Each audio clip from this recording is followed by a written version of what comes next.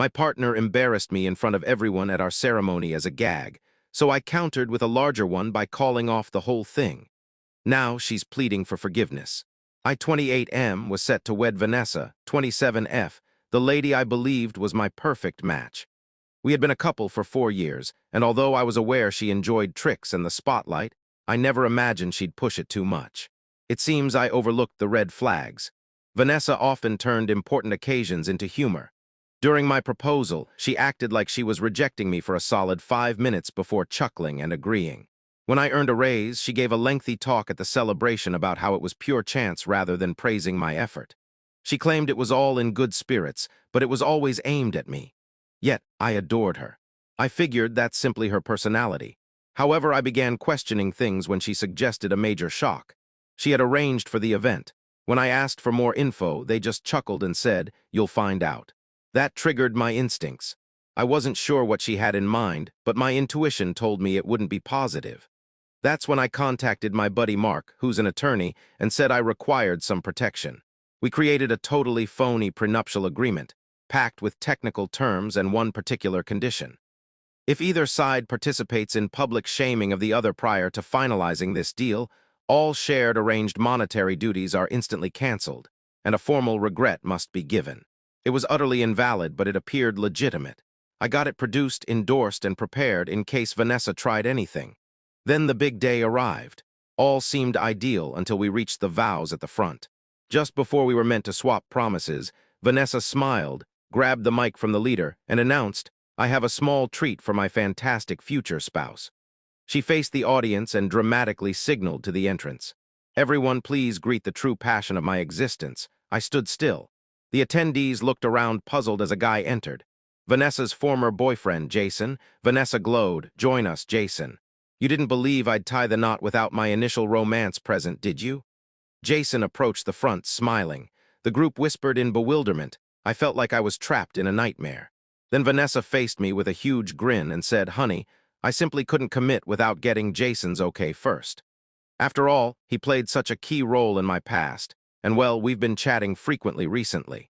"Chatting frequently?" Jason patted my shoulder and grinned smugly. "Chill out, dude. It's only a gag." The Maidens of Honor chuckled as if this was the most amusing event ever. But Vanessa continued. "Oh, and for laughs, I ran a small survey with my attendants throughout. We placed wagers on if I'd really proceed with the marriage or bail." She pulled out her device and displayed a chat group, pages packed with giggling icons, predictions on if she'd pretend hesitation, and even stakes on if I'd tear up there. The place fell completely quiet. My mom appeared ready to pass out. My dad's complexion turned deep crimson. My groomsmen simply whispered, "What the heck?" My fists trembled. Vanessa stood expecting me to brush it off with a laugh. "Come on, sweetie, relax. You didn't truly think I'd abandon you, did you?" That's when I grinned, since I had the ideal comeback prepared. The area was utterly quiet. Vanessa remained at the front beaming as if she'd executed the best trick ever. Her attendants were still snickering. Jason stood next to me as if he fit in, and many guests eyed me with sympathy. I sensed my heartbeat racing in my head. My mother gripped my father's sleeve, seeming on the verge of tears. My groomsman Ryan appeared prepared to punch Jason. And Vanessa, she was awaiting my amusement with her. "Oh, lighten up, honey," she said, poking me. "Speak up." I took a deep breath at last and smiled. "Incredible," I said, nodding. This is fantastic," Vanessa shone. She assumed I was playing along. She didn't realize I'd prepared for this. I addressed the leader. "Do we have a spot for endorsing the license? I must retrieve an item." The leader, who seemed as appalled as the others, agreed and pointed to a nearby stand. I strolled over calmly, took a dark binder from my sack, and raised it for all to view. "Folks, before proceeding, I'd like to present a paper to my beloved intended." Vanessa cocked her head. "Hold on, what?" I carefully opened the binder and extracted the sham agreement. "Vanessa," I stated, maintaining composure. "I asked my attorney to prepare a minor pact before the ceremony. Just a tiny safeguard, you understand, in case you chose to do something similar." I displayed the document so attendees could spot the formal seal below. Vanessa's expression drained of hue. "What on earth is that?" she inquired, her grin wavering at last. "Oh, merely a small provision," I replied, acting to scan the sheets. "Notice this section. It declares that if either individual takes part in public disgrace before the license endorsement, then all mutual fiscal responsibilities, such as the event, vacation, and combined properties, are promptly invalid. The crowd inhaled sharply.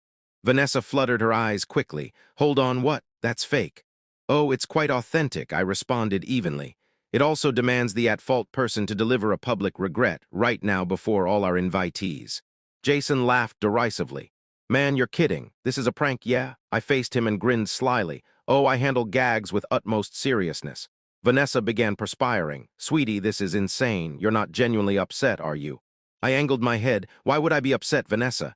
This is comical. It's all for entertainment, correct? So here's my gag. I'm terminating this whole ceremony. Absolute. Quiet. Her grin crumbled. Wait, what? Oh, don't act surprised, I said, closing the binder sharply. You had your fun. Now it's mine. Ceremonies canceled. The space erupted in murmurs and inhales. The leader stepped aside uncomfortably. Vanessa's face shifted from white to vivid scarlet. You're teasing, right? I said, addressing my groomsman. Ryan, could you handle it? Ryan smiled and took out his device. He pressed it and blaring celebration tunes played, but instead of the usual tune, it was Hit the Road, Jack. Some invitees chuckled, others gawked in astonishment. Vanessa, she seemed about to panic. You're not for real, she whispered. You're not bailing. I smiled. I absolutely am. I addressed my folks. I believe that's it. My mother agreed and my father promptly informed guests the event was finished. Then I addressed Jason, who still grinned as if it was all humor. Hey, Jason, I said, you enjoy taking others' partners, huh? Well, congrats. She's yours now. That removed his grin. Vanessa spun around Jason, explained this is dumb. Jason retreated. I think I'll leave, actually. What? He was already heading out. Now all were murmuring. The attendants gazed awkwardly at their beverages. Some invitees laughed openly. And Vanessa? Vanessa appeared as if her world had crumbled. You can't abandon me this way, she yelled. I glanced back once more. Vanessa, you crave the limelight so badly? Well, congrats, you're receiving it. And with that, I exited my own ceremony, leaving her there, isolated, shamed, and precisely as she earned. Exiting that ceremony was the greatest choice I've made. As I went out, my groomsmen came after, with my parents and some guests who desired no part in Vanessa post her actions. Behind, she remained at the front, calling my name, but I didn't glance back.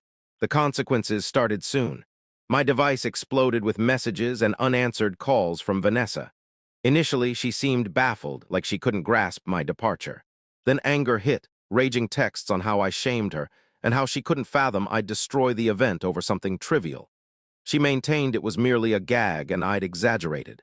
When I disregarded her, she changed approaches, claiming she'd inform all I deserted her there. That was ironic, given she turned our event into a spectacle, but she overlooked one element, proof. My groomsmen captured images of her attendance chat before leaving, the identical chat with wagers on if she'd commit or pretend doubt. That ruined any effort to alter the story. News traveled fast. Attendees from the event began discussing. Those uneasy with her act now had full details and shared freely. In days, her image was ruined. Her parents contacted me, expressing sorrow for her behavior. Evidently, they advised her against tricks at the event, but she ignored. Even her pals, who encouraged her, began pulling away upon seeing her negative light. Joking is fine, but shaming your partner publicly at your ceremony. Nobody wished association with that. Then financial repercussions followed. Vanessa attempted to require I reimburse her for event expenses. That amused me, as I'd funded almost all. The location, my payment, the food service, my funds, even the post-wedding trip she anticipated reserved in my name. And with a single call, I ended it all. She ended with zilch. No ceremony, no trip, no understanding. A week on, she appeared at my home. I expected it. She appeared drained, as if sleepless for days. Clearly, she grasped her massive error. She attempted remorse, stating she didn't intend escalation, that she never imagined I'd depart. She claimed ongoing affection, that we could mend if I offered another opportunity. I had no interest. I gave her a packet and observed as she unsealed it with unsteady fingers. Within was a notice, not genuine, just a pretend practice session at the same spot she shamed me. The timing was now, and invitees, all who saw her act. No partner's name, just a brief message. Now we're square. She gazed at me wordless. I said nothing. I simply closed the entrance and departed. Vanessa desired to make our ceremony a farce. She achieved it, but the twist was her existence unraveling. Vanessa never bounced back from the incident. Her act spread widely after a clip share from the event. Online crowds criticized her, labeling her the woman ditched as a gag. She missed work chances, companions, and family backing. Her attendants ditched her realizing they'd sink too.